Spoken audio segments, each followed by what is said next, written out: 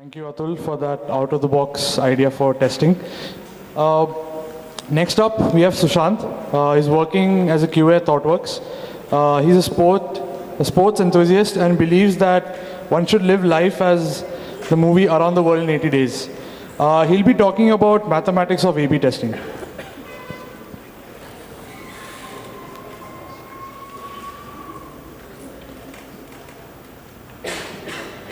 Hello everyone.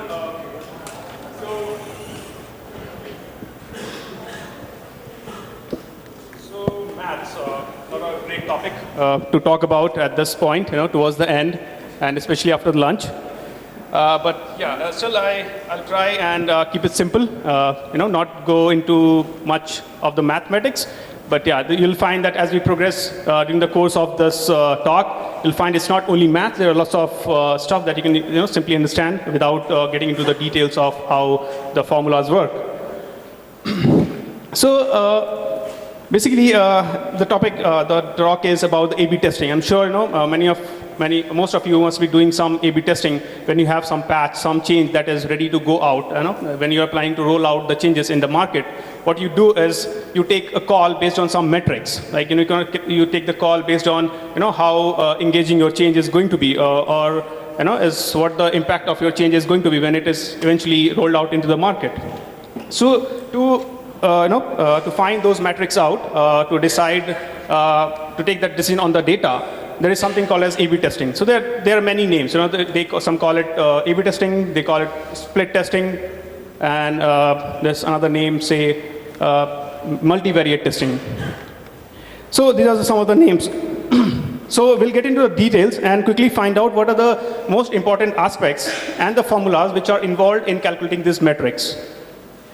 So whenever you are at the stage where you have to take the call of rolling out a change or not, you are in a situation where you are you are in a state of quandary that you don't know how your customer is eventually going to feel. Is he going to be happy or sad? And you are not going to leave that reaction to God's will.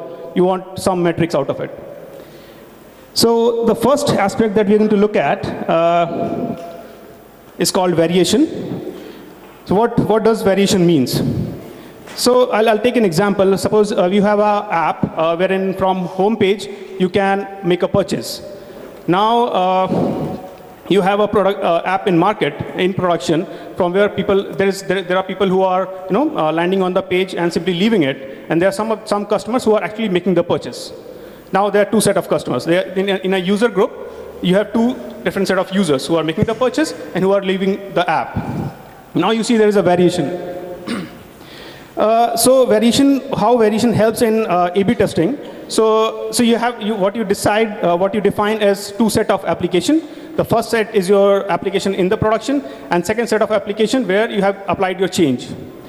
And in order to bring variation in your statistical calculation, what you do is you distribute the first set of application to a user group, and second set of application to second user group. Now, as you can see here, we have named it A/B. So A will represent your first user group, and B will be the second user group, and they have their own set of application. And the B will have the change in their application.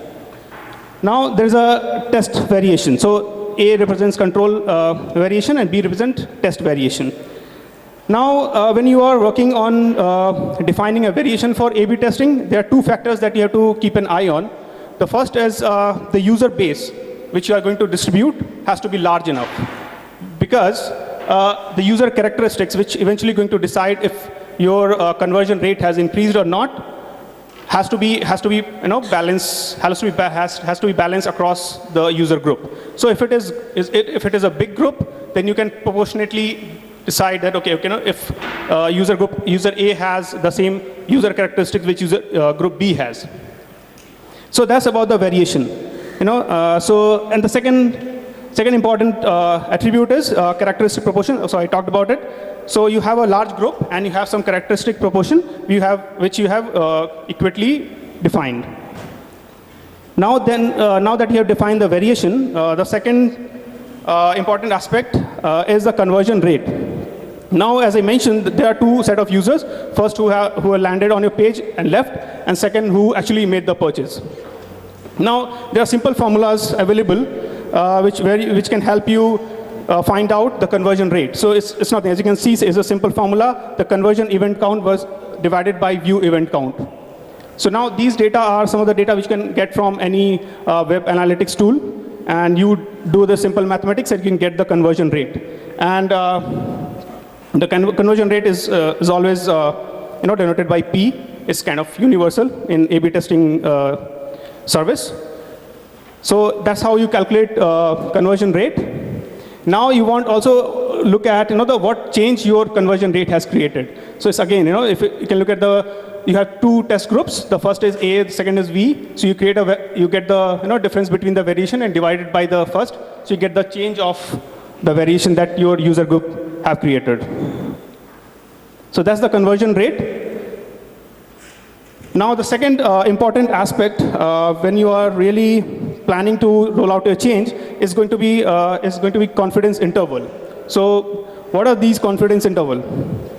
Confidence intervals are nothing but okay. Let's take an example. So say a user group which is making an in-app purchase, the range lies between 2% to 8%.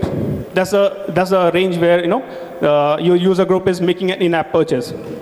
Now to find the confidence interval, you'll take this range 2% to 8% plus you add some confidence rate, some conversion rate. Sorry. So the service of A/B testing works on 90% of conversion rate. Now you have the range 2% to 8%, and you want to be sure that 90% sure that the user group is within this range of 2% to 8%. So basically, what I'm trying to say is, so when you're planning to roll out an app, you say that your confidence interval would be 5% plus minus 2%. So you get, plus minus 3%. You get 2% and 8% of range. So that will define your confidence interval. Now, as you can see, because it works on 90% confident, it's a simple formula again, which is like P plus minus 1.65 into your standard error. Standard error has its own formula to calculate. Basically, it's again based on your conversion rate. So square root P, 1 minus P and sample size. That's how you can calculate your standard error and eventually get the confidence interval, which will help you, or which will help you take the call whether you want to roll your change or not. So that's confidence interval. The next important attribute or aspect of A/B testing is significance. Because it's a statistical technique, it's measured on approximation. So as many measurement that you take, you are close to the real values. So you want to know, because you have randomly selected the user group, at the same time there are multiple external factors which will influence your measurement. So you want to know if those values are really significant or not. And for that, we have some formulas around, and they are denoted by z-score. And they are also very much dependent on our conversion rate. As you can see, that's the formula where you can get the z-score, which will decide your significance. And the significance, in simple terms, is nothing but it's a probability of difference between the confidence interval of two user group. So for example, user group A, which has application A, now has a confidence interval of 2% to 8%, and user group B has 3% to 9%. Now you see the overlap.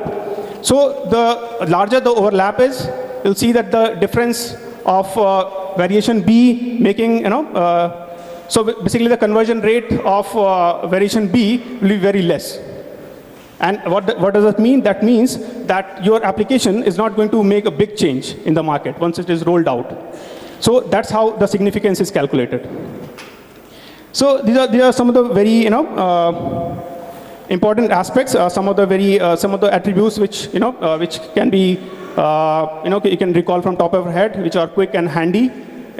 Whenever you find yourself in the midst of a discussion where people are talking about A/B testing, if you have these attributes and these factors in mind, you can quickly derive, what they are talking about and, what all I can, get out of the whole discussion. So you can suggest, okay, this is the significance or this is the conversion rate. So that's about it. And that will help you eventually achieve and take a call on if your app is really going to make some difference over the app that is already in the market. Yep, that's it. Thank you.